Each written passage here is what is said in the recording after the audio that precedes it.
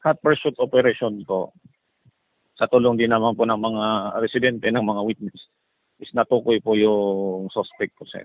Actually, resident po siya ng Muntinlupa City. Mhm.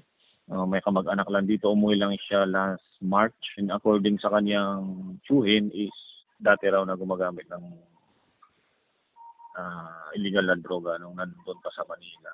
Possible ba na may robbery na naghahanap siguro siya ng valuables para magamit niya na pera? Hindi naman po, negative po kasi parang random talaga na sinira pati yung mga, kasi kung ang balak na is robbery, hindi yung ano lang talaga siguro ang inano niya yung bank, Opo. yung ATM. Pero so far, sir, wala namang reported na nawawalang valuables doon sa mga sasakyan and sa bank.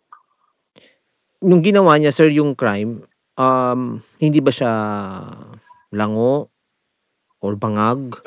Hindi pa naman natin masasabi yan, pero parang wala siya katinuan. So ano siya, isinasailalim po sa drug test pa?